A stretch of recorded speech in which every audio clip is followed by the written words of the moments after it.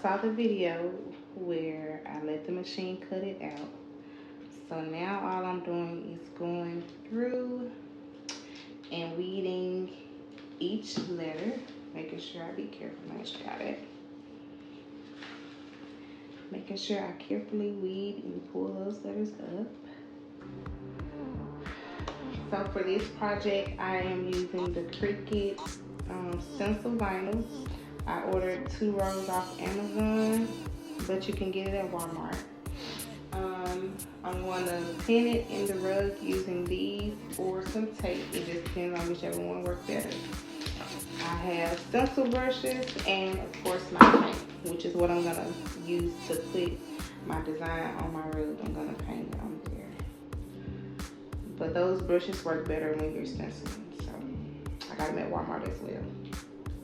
Alright, so for this part here, we got our stencil brush.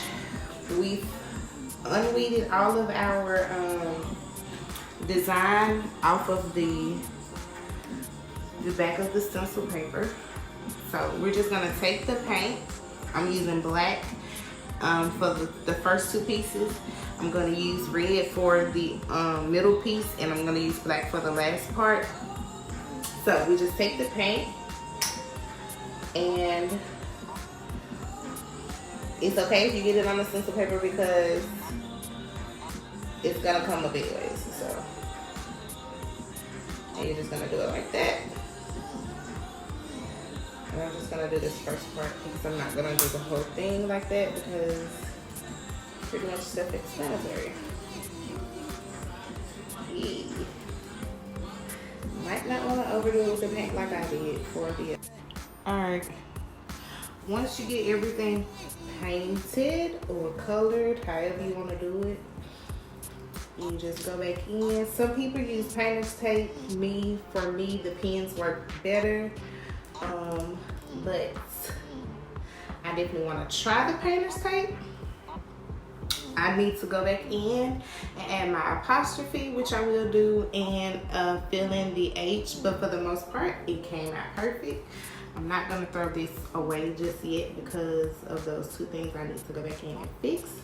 So I'm just gonna put it back down, and then I'll go back in and add my pens. Okay, we're gonna do the same thing for all pieces. Just gonna take the pens out. Now for this piece and for this one, no, for this piece, I end up cutting it because it was just way too long to peel off the vinyl paper at one time. So as I was saying, so it was just way too long. So once I take all of these out, if there's a part that I need to go in and fix, if the other part is complete, what I do is just cut that piece out and then just go back in and fix it. I'm not going to try to salvage this whole piece, but this one was probably the easiest one to do out of the whole bunch, and yeah, I think I'm gonna like the way it looks.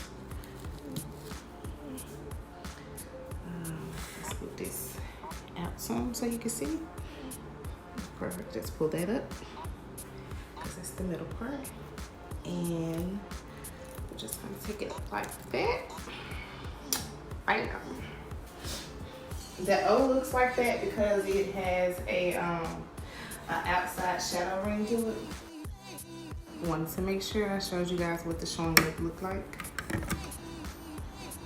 I took the inside piece out of the O and it came out perfect, and I love it for me.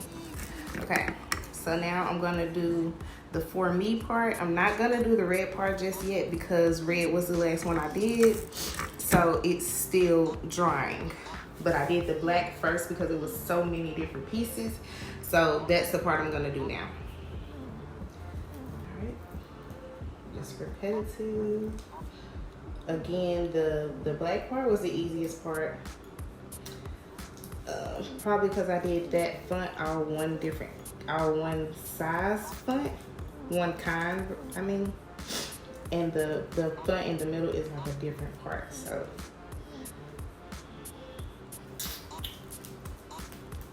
Bam. All right, Now this is how it came out.